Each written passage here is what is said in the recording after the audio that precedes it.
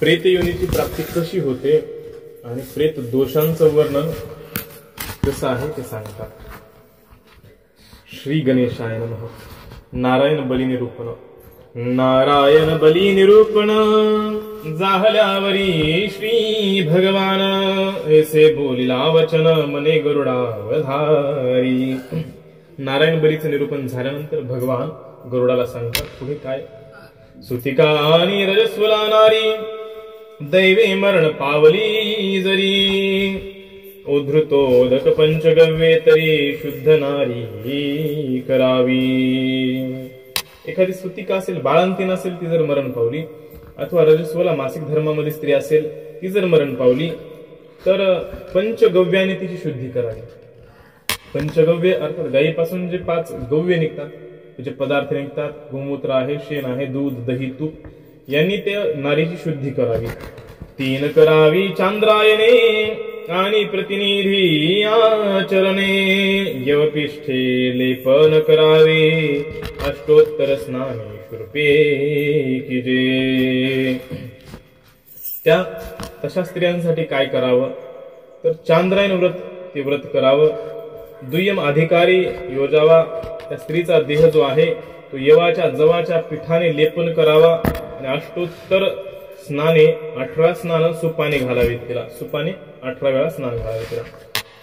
मग घेऊन शुद्ध वस्त्र वेष्टावे प्रेताचे शरीर दहन करावे यथा प्रकार विधान सर्व करून.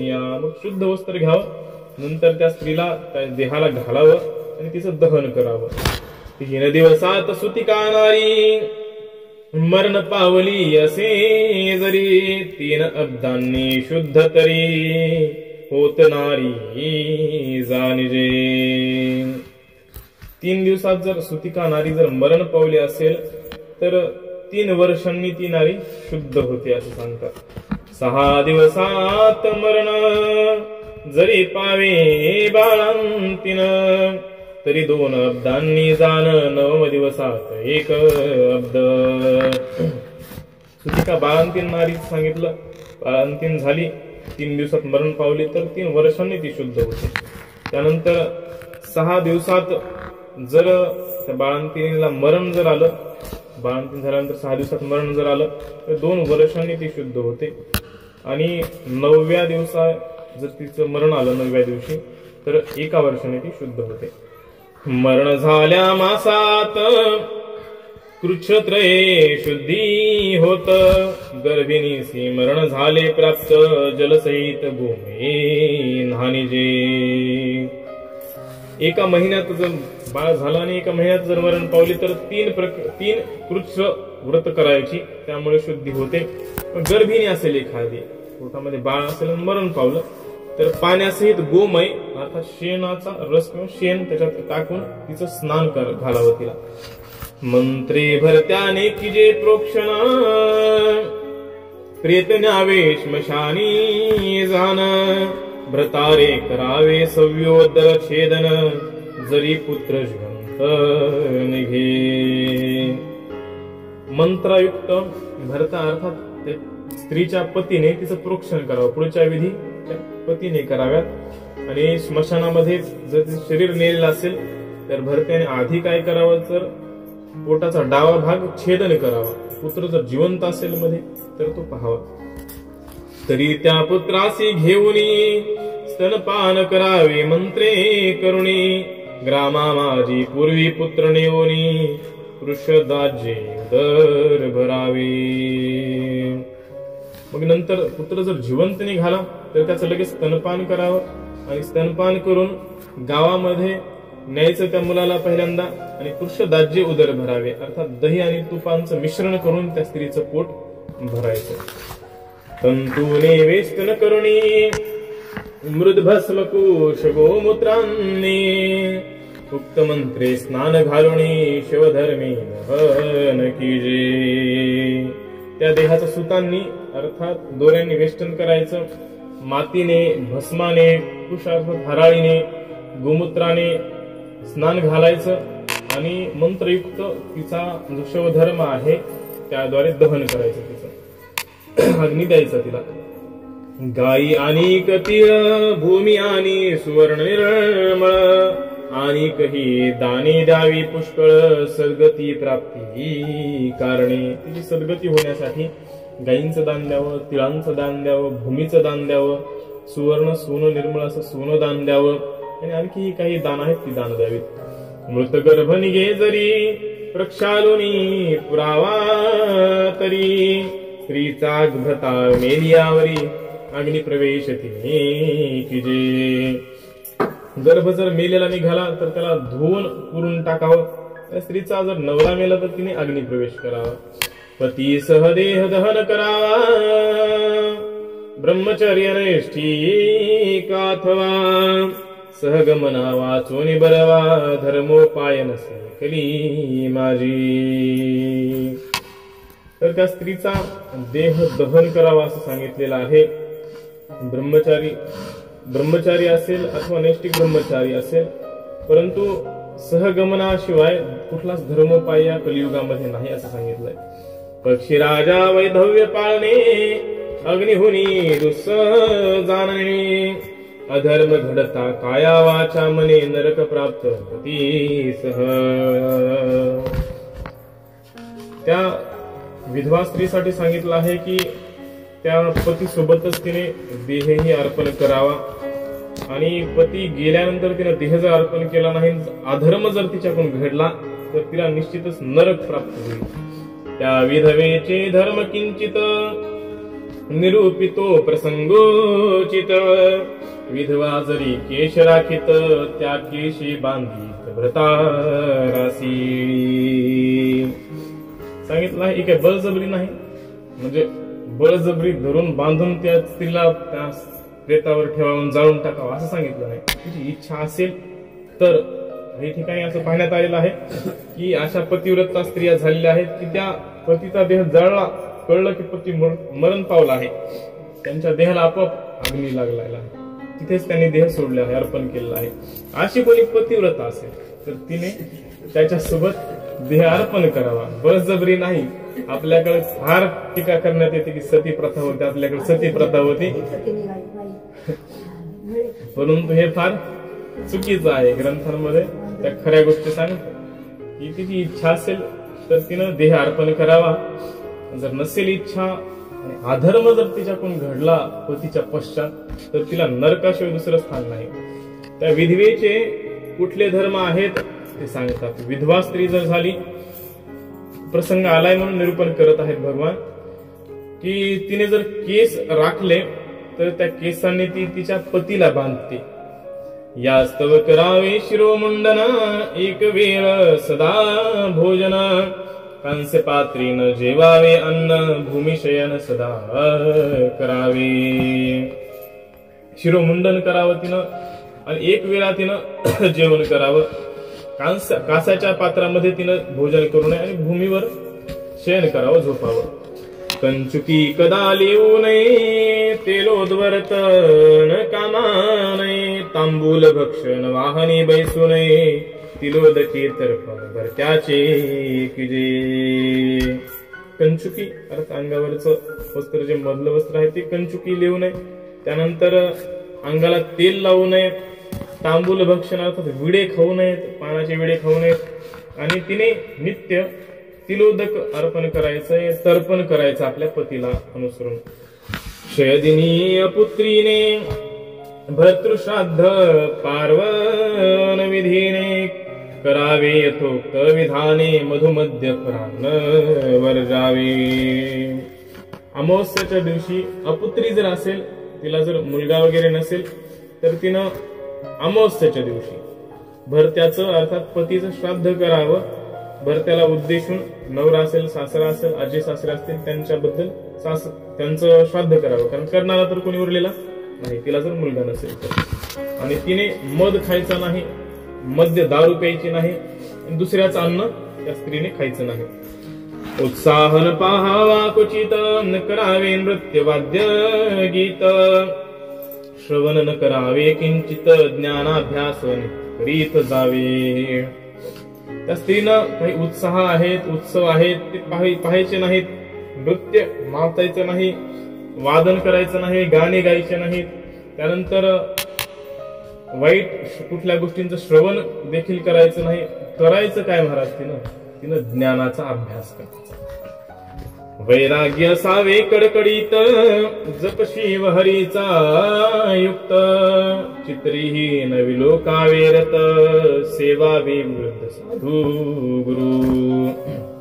त्या स्त्रीनं ज्ञानाचा अभ्यास करायचा, ग्रंथांचा अभ्यास करायचा, परमेश्वरामध्ये आपलं मन लावायचं, वैराग्य धारण करायचं कडकडीत आणि भगवान शिवांचा, भगवान विष्णूंचा जप करायचा. चित्रामध्ये सुद्धा स्त्री पुरुषांरत झालेले पाहायचं नाही, मग टीव्ही मध्ये तर नाहीच नाही. वृद्ध आहेत, जे साधू आहेत, गुरु आहेत, त्यांची सेवा करायची.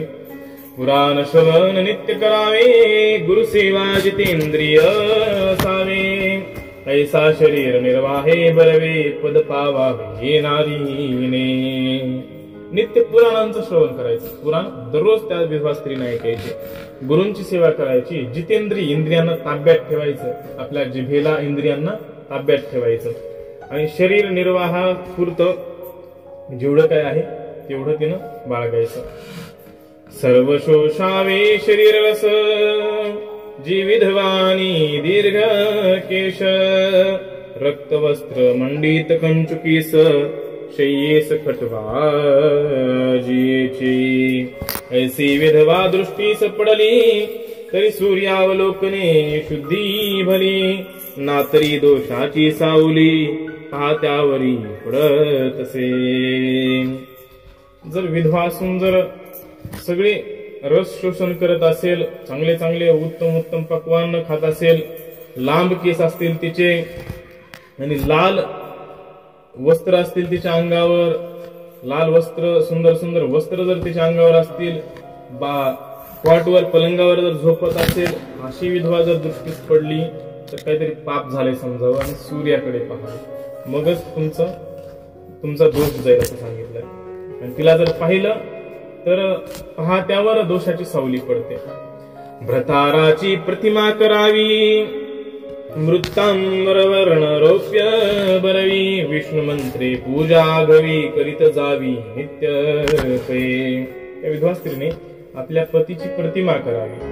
मातीची असेल, तांब्याची असेल, चांदीची असेल, ती प्रतिमा करावी आणि विष्णू मंत्रानं पूजा करावी. त्याची विष्णू मंत्राने तिची पूजा दररोज करावी. शक्तीनुसार करावे दान, मोठे अथवा किजे सान. स्त्रियसी नाही स्वतंत्रपण, कोण्याही वयामाझारी. कुठल्याही वयामध्ये स्त्रीला स्वतंत्रपण तर नाहीच. शक्तीनुसार तिनं दान द्यावं.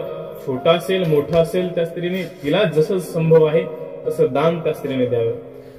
पिता भ्राता आणि सुत क्रमेची तिघे हे विख्यात.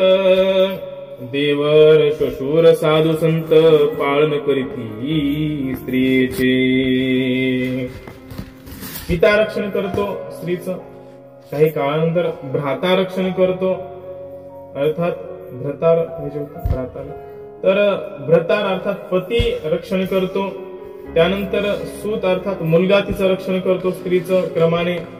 आणि त्यानंतर देवर दीर आहे, सासरा आहे, साधू संत स्त्रियांचं रक्षण करतात. दंत काळोनी हास्य करीत, त्या जवळी न बैसावे निश्चित. कृष्ण चांद्रायने बहुत, करोनी काल क्रमिजे पै. दात काढून हसणारा जो आहे त्याच्या जवळ त्या स्त्रीने बसू नये. आणि असं झालं तर कृष्ण चांद्रायन व्रत करत आपला काळ घालवावा. ऐसा विधवेचा आचार कठीण, म्हणून करावे सहगमन. क्षणभरी दुःख भोगिता जाण, सुख अपार स्वर्गी भोगी. म्हणून खूप विधवेचा आचार कठीण आहे, अवघड आहे. म्हणून सहगमन केलेलं चांगलं. सहगमन जर केलं तर स्वर्ग मिळतो, सुख अपार त्या स्वर्गामध्ये सोबत मिळतं. वेदोक्त कर्म सांडुनी, पाखंडाचरती जे जनी.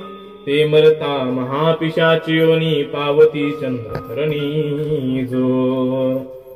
वेदाने जे काम सांगितलेलं आहे, वेदाने जो आचार सांगितलेला आहे, तो सोडून देऊन आपल्या मनाचाच आचार, मनाचाच विचार जे करतात ते मेल्यानंतर महापिशाच योनीमध्ये जातात. पिशाचाच्या भूता प्रेतांच्या योनीमध्ये राहतात आणि चंद्र सूर्य आहे तोपर्यंत प्रेत बनूनच राहतात.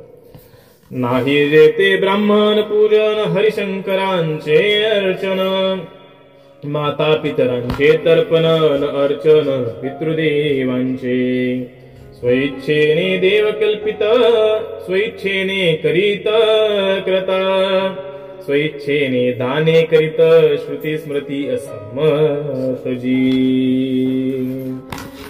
आता काही ठिकाणी ब्राह्मणांचं पूजन करत नाहीत, साधू संतांचं पूजन करत नाहीत, भगवान श्रीहरींचं पूजन करत नाहीत, भगवान भोलेनाथांचं पूजन करीत नाहीत, माता पितरांसाठी तर्पण देखील सगळं सोडून दिले माणसाने। माता पितरांचं तर्पण करत नाहीत, पितृदेवांचं अर्चन करत नाहीत, स्वतःच्या इच्छेनंच देव निर्माण केले लोकांनी। जे वेदामध्ये ज्यांचं नाव नाही, पुराणांमध्ये ज्यांचं नाव नाही, ज्ञानेश्वरीमध्ये ज्यांचं नाव नाही, गाथांमध्ये ज्यांचं नाव नाही, असे बरेच देव निर्माण केले। आता काय काय नाव सांगितलं तर राग येतो लोकांना, कारण श्रद्धा असते त्या लोकांची, त्या ठिकाणी श्रद्धा असते। मग श्रद्धा असते, श्रद्धा म्हणजे सगळा जीव त्या ठिकाणी असतो, त्या नकली देवाच्या ठिकाणी असते श्रद्धा, जीव असतो। मग साधू संतांनी, महाराज लोकांनी जर सांगितलं हा खोटा देव आहे, त्याच्यावर श्रद्धा ठेवू नका, राग येतो माणसांना। असे खोटे देव ओळखायचे कसे?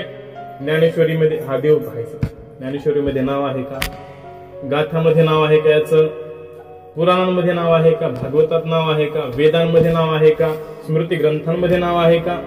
आहे तर हा देव आहे, नाही तर हा देव नाही। म्हणून कल्पनेचे देव, आता 100-200 वर्षातले देव, काही मुसलमानांचे सुद्धा देव आपण केले। मग असे जे करणारे आहेत त्यांना पिशाची योनी प्राप्त होते सांगितलंय, नरक प्राप्त होतो सांगितलंय। स्वतःच्या इच्छेनेच दान करतात, कुठेही दान करतात। त्यानंतर श्रुती आणि स्मृतीला असंमत जे वर्तन करतात ते पाखंडी आहेत सांगितलं आहे। न मानी विष्णू शंकरांसी तेथे शास्त्राची कथा कायसी, ऐसे पुरुष भूमीसी पाखंडी निश्चयसी ते मूर्ख। भगवान विष्णूंना मानत नाहीत, भगवान भोलेनाथांना, त्यांच्या अवतारांना मानत नाहीत, मग शास्त्राची काय कथा आली त्यांच्याकडून? त्यांनी वेगळेच त्यांचे देव निर्माण केले, त्यांचेच बाबा निर्माण केले, त्या बाबांचेच फोटो असतात त्यांच्या घरांमध्ये। मग ते आपल्या धर्माचा असो की दुसऱ्या धर्माचा असो, काही घेणं देणं त्यांचं नाही। मग यांना पाखंडी म्हणतात अशा लोकांना। पाखंडी अत्यंत बहिर्मुख वेद विप्री वर्ज सकळिक, माझा नाम महिमाईक तुझ सम्यक निवेदितो। मग तो पाखंडी शास्त्रसंमत वागत नाही, बहिर्मुख असतो, वेद मानत नाही, विप्र अर्थात ब्राह्मणांना मानत नाही, साधूंनी सांगितलेलं सुद्धा मानत नाही। लोक साधूंनी गोष्ट सांगितलेली खरी आहे मानत नाही, स्वतःचीच बुद्धीची तरकटी करतात। याच्यापेक्षा वाईट, याच्यापेक्षा पाखंडी काय जाणावा? सांगतात भगवान की माझ्या नामाचा महिमा तुला सांगतो मी, ऐक। संकेते अथवा परिहासाने, निमित्ते अथवा हिरणीने, माझे नाम उच्चारिता वदने महापापी हरताती। संकेतानं म्हणजे खुनानं जरी देवाचं नाव घेतलं, खून केली, इशारा केला आणि देवाचं नाव घेतलं, हसत हसत जरी देवाचं नाव घेतलं, काही निमित्तानं कुठल्याही निमित्तानं देवाचं नाव घेतलं, थट्टेने नाव घेतलं, निंदा करत करत कोणाची देवाचं नाव घेतलं, तरी सुद्धा महापाप जातं। कसंही नाव घ्या देवाचं, देव त्या नाव जे आहे, नाम जे आहे भगवंताचं ते तारणार आहे। जरी वेद सर्वाला आणि पाखंड मता चरला, तरी वेद त्या मूढाला न करी भूतळा पावन पै। एखाद्याला सगळे वेद पाठ आहेत आणि पाखंड मत, स्वतःच वेगळं मत स्थापन करत असेल, तर त्या पाखंड्याला, त्या मूढाला हा भूतळावर कोण पावन करेल? माझे नाम कवने रीती उच्चारिता पापे हरती, जे वेद गानोनी पाखंड करीती तेही उद्धरती मम नामे। माझ्या नावानं भगवान सांगतात की कसंही उच्चारलं तरी पापांचं हरण करणार आहे। किती पापी असेल, किती अत्यंत पापी असेल, त्या पाप्यानं जरी माझं नाव उच्चारलं तरी देखील ते नाम त्याचा उद्धार करणार आहे। तसं अग्नी आहे, तुम्हाला माहित असू द्या अग्नी जाळणारा आहे किंवा न जाळणार आहे, माहित असू द्या किंवा नसू द्या, हात लागला अग्नीला की अग्नी त्याचं काम करणारच आहे. त्याप्रमाणे भगवंताचं नाव निंदेने घ्या, स्तुतीने घ्या, थट्टेने घ्या, मस्करीने घ्या, रागाने घ्या, तरी देखील भगवंताचं नाव उद्धार करणार आहे.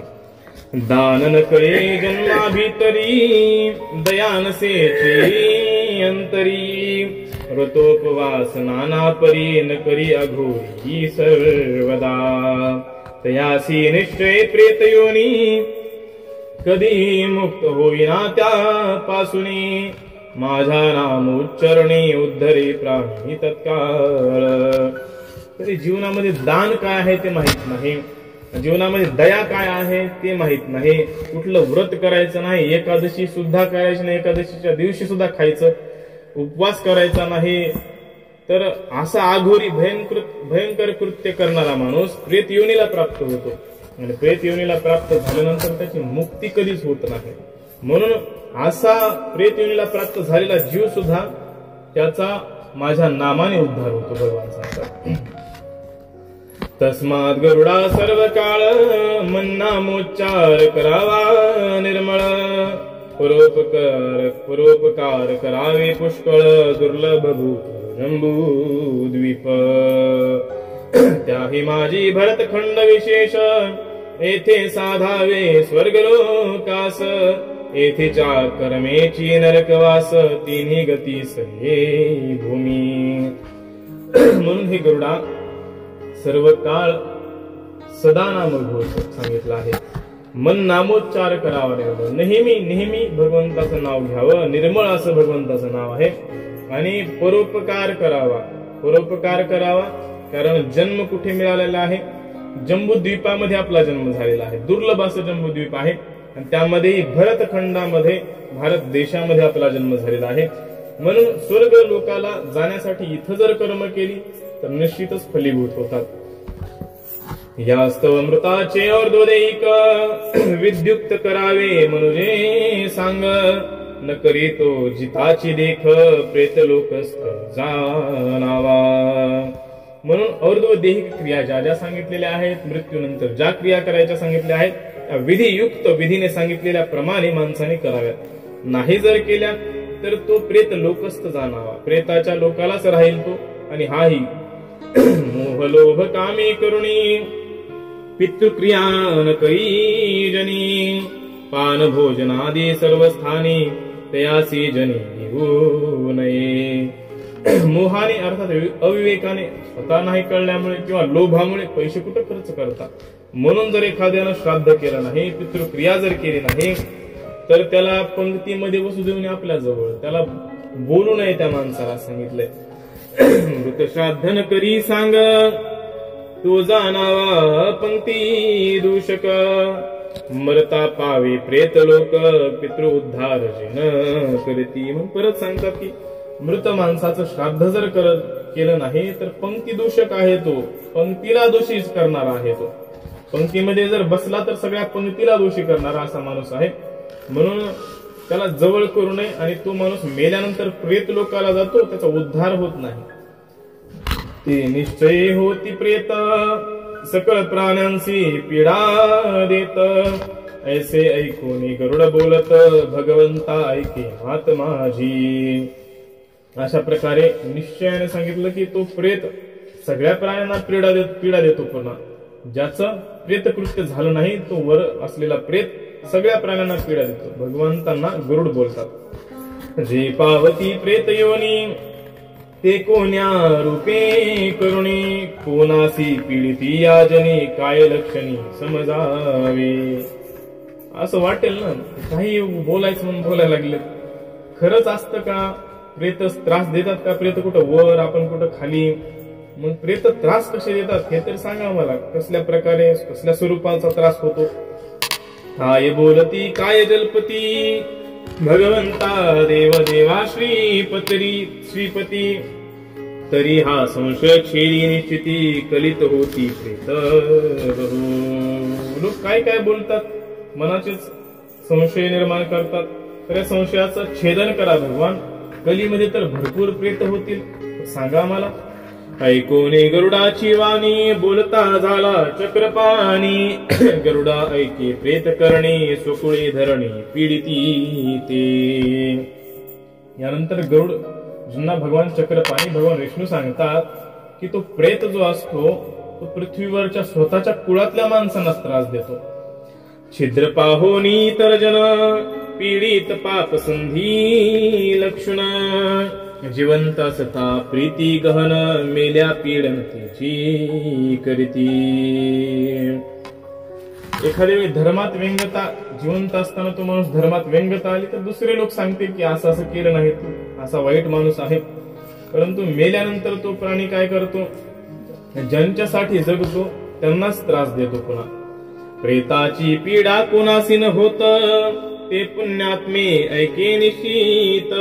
जे रुद्र प्रीत्यर्थ जप करीत, देवता तिथी पूजित नित्य पै.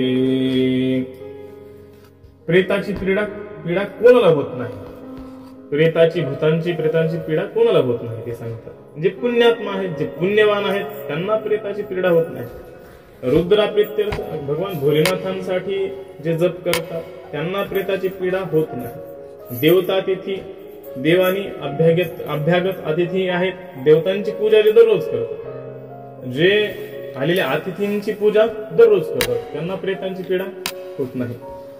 सत्यवादी प्रिय भाषणी, आणि जप करते प्रतिदिनी.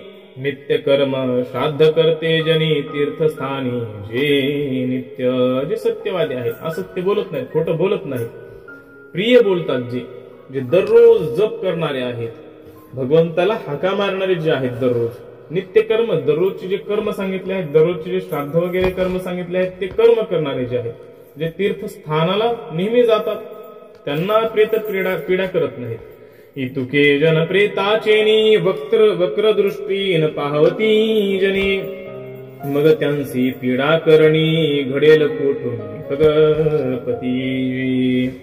हे जे लोक सांगितले त्यांच्याकडे त्या प्रेताला वाकडी दृष्टी सुद्धा करता येत नाही, मग पीडा कसा देईल ते प्रेत. आता पीडिती कोणासी, त्यांची लक्षणे परियसी. सर्व कर्म भ्रष्ट नास्तिकासी, वेद निंदकासी पीडिती ते. प्रेत पीडा कोणाला देऊ शकतात, जे नेहमी खोटं बोलणारे आहेत, कर्म भ्रष्ट आहेत, जे स्नान संध्यादी कर्म करणारे नाहीत, स्नान न करणारे लोक आहेत, संध्या न करणारे लोक आहेत, अर्थात नित्य पूजा देवाची न करणारे लोक आहेत, त्यांना ते प्रेत त्रास देतात. जे नास्तिक आहेत, देवाला मानत नाहीत, वेदाची निंदा करतात, त्यांना ते प्रेत त्रास देतात. असत्यवादी आणि द्वेषी, हे योग्य प्रेतास पीडेसी. आता प्रेत पीडा होते कैसी, ते तुझसी यारू निरूपितो. जे असत्यवादी, खोटं बोलणारे, नेहमी थोड्यासाठी खोटं बोलणारे लोक आहेत, द्वेष करणारे आहेत, दुसऱ्याचा तिरस्कार करणारे जे लोक आहेत, हे योग्य आहेत. कोणासाठी? प्रेताला पीडा देण्यासाठी हे लोक योग्य आहेत. आता प्रेताची पीडा कशी होते, प्रेताने जर पीडा दिली तर कशी होते हे सांगतात. चली माझी शुद्ध क्रिया, होत नाही पक्षी राया.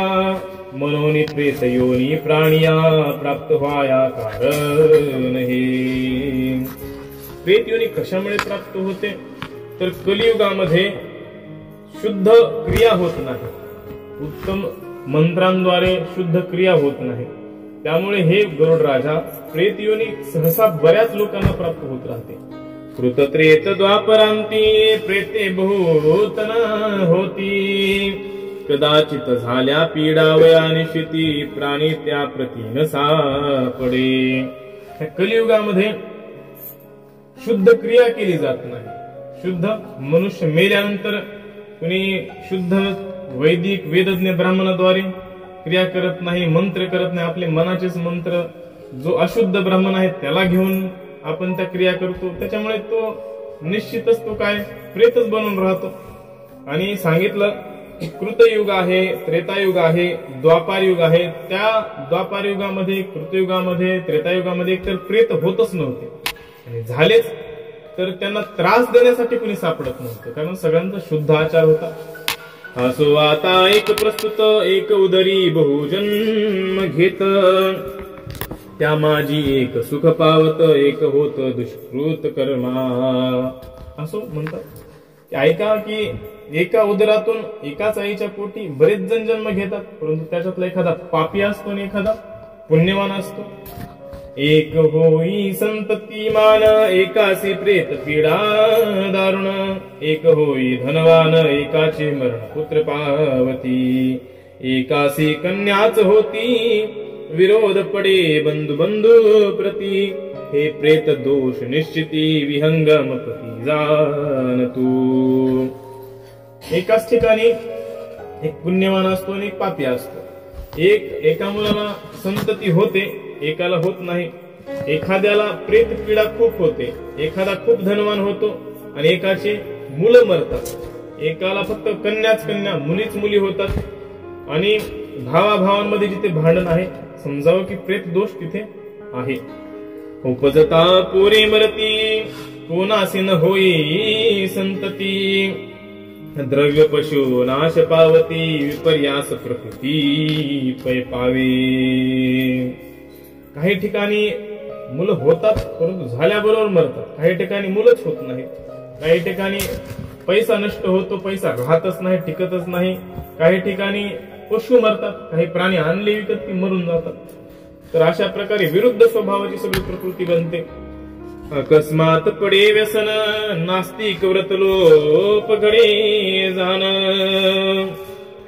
मद मोह दंभ कलह करुण प्रेत पीडा लक्षण ऐसे हे.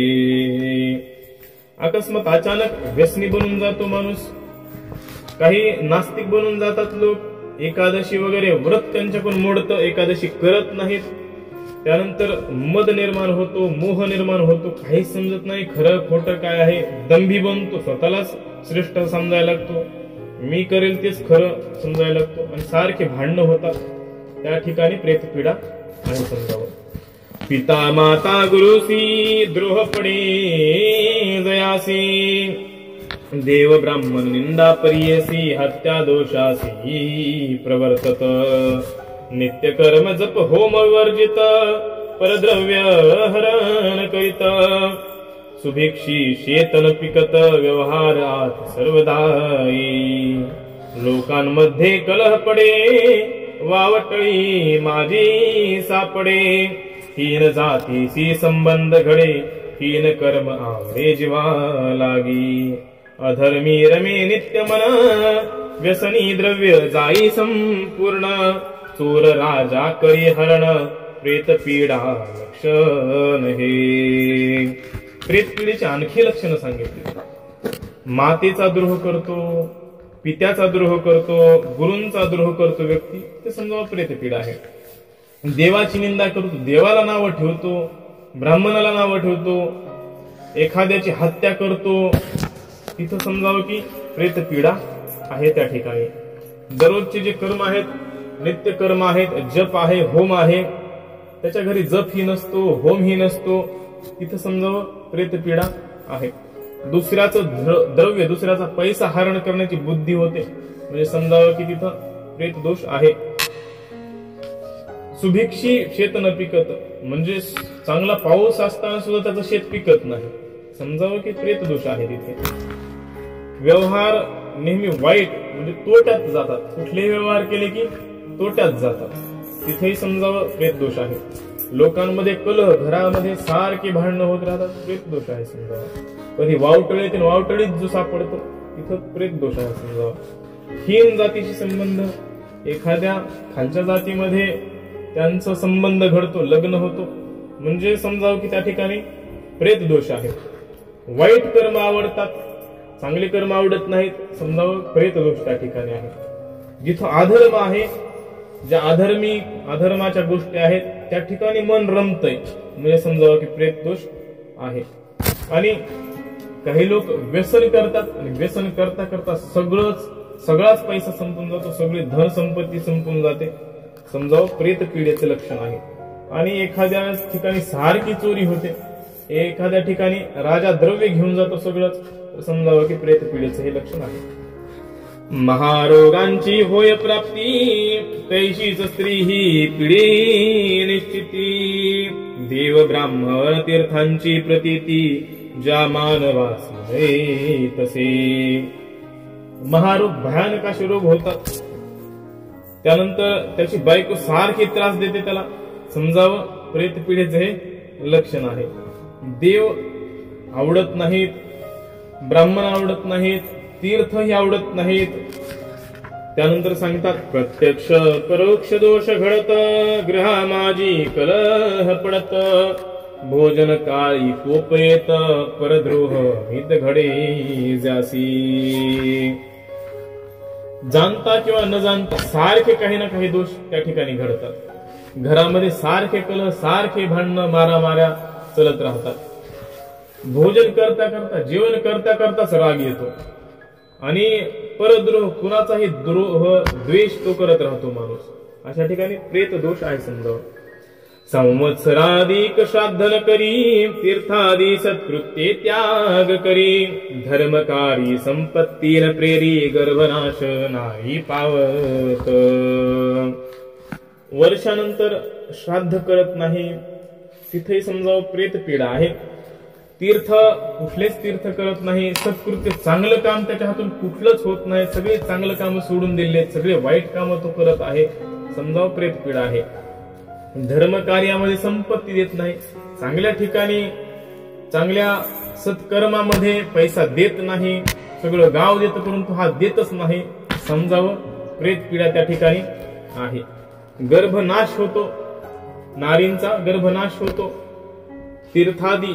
तीर्थादी सत्कृत्ये त्याग करी, धर्मकारी संपत्तीन न घडे पुण्याचा लेश, मरण होई बाळकास, न मानी पितृवाक्यास, स्वप्नीस सेवी जो. सांगतात की पुण्याचा लेश, थोडं सुद्धा पुण्य त्याच्या जीवनामध्ये होत नाही. असं अशा ठिकाणी समजावं की प्रेत पीडा, पितृदोष आहे. लहान लहान बाळकं मरतात, बाळ छोटे छोटेच असताना मरून जातात, पितृदोष आहे समजावं. पित्याचं वचन, वडिलाचं थोडं सुद्धा ऐकत नाही, समजावं पितृदोष आहे. पत्नीच्या जवळ जातच नाही तो, अशा ठिकाणी पितृदोष समजावा.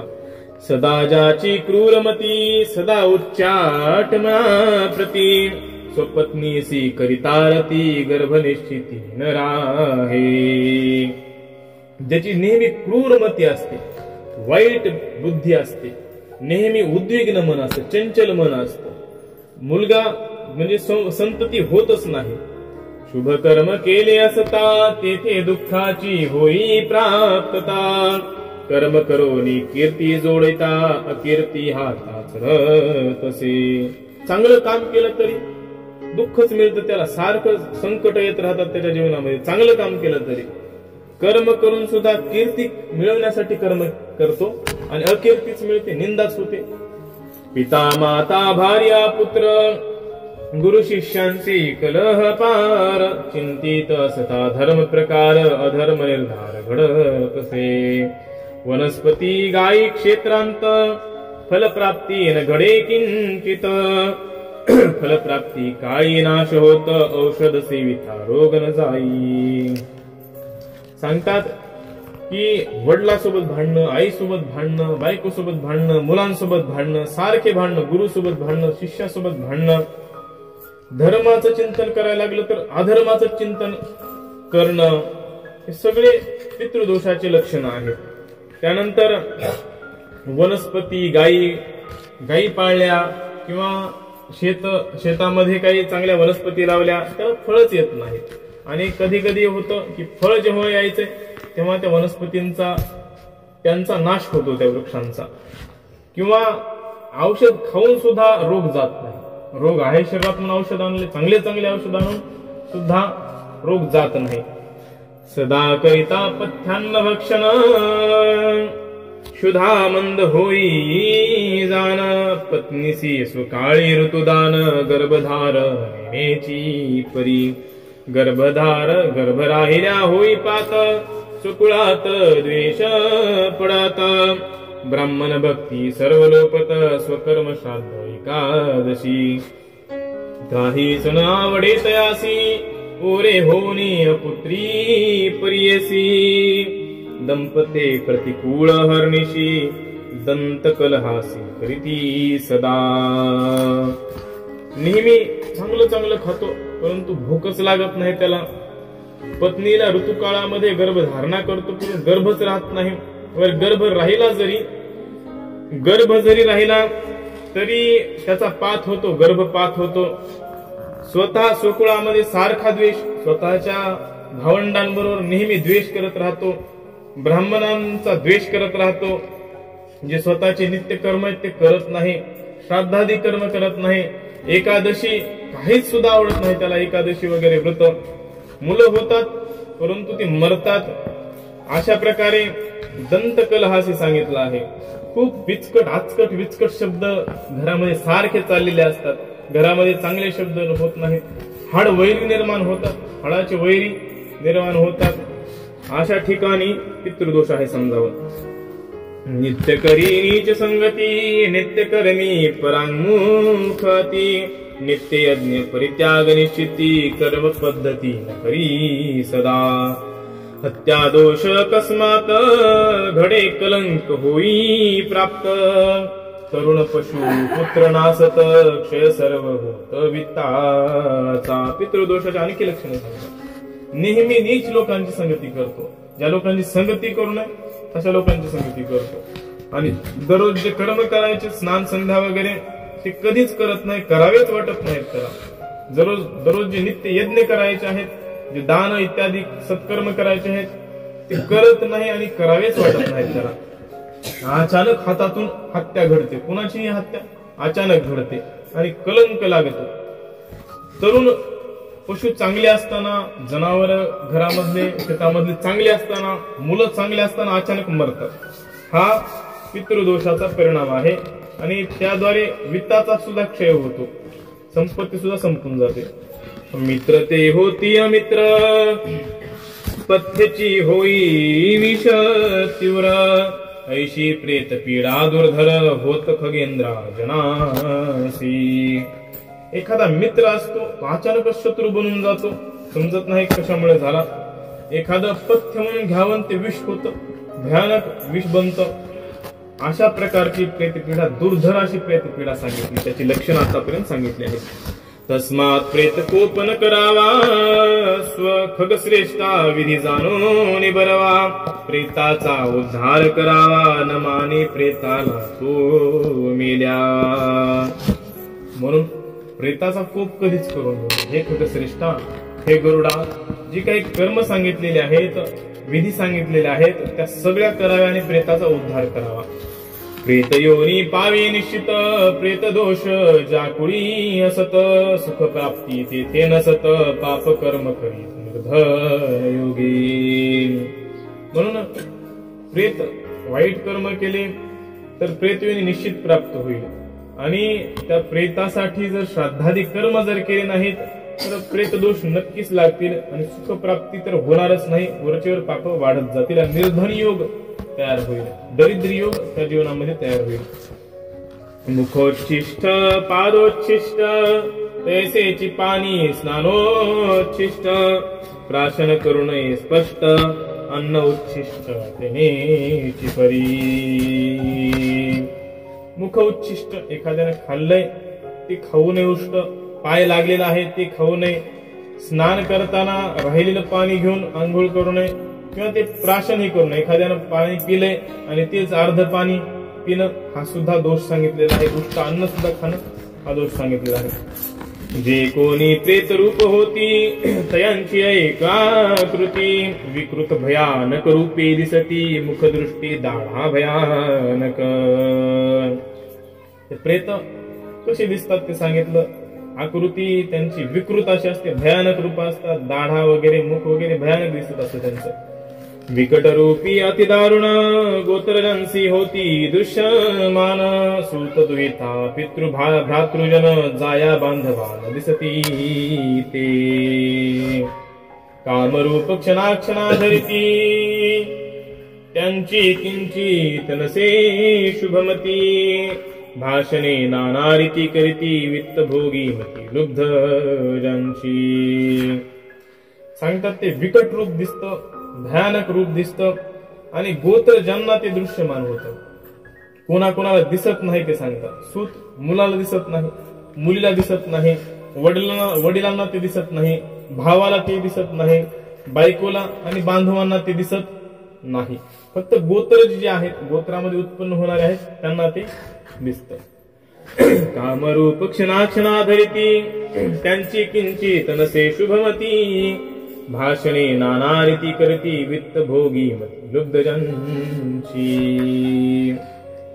मनाला वाटेल ते रूप धरू शकतात, ते कसेही रूप क्षणाक्षणाला पालटतात. त्यांची काही चांगली मती नसते, चांगलं बोलतील, चांगला विचार मांडतील असं काही नसतं, वाईट विचार मांडणारे ते लोक असतात. ते दैवे पिशाच योनी स्वपापे स्मरती पावनी. ऐसी घोर प्रेत योनी पावे प्राणी मरणांती. ते पापी लोक पिशाच योनीला प्राप्त होतात आणि पिशाच योनीला प्राप्त झाल्यानंतर स्वतःची पाप आठवतात, स्वतःची पाप आठवून रडत राहतात. घोर अशी पिशाच योनी त्यांना प्राप्त होते. ऐसी कथा निरूपण गरुडासी करी श्री भगवान.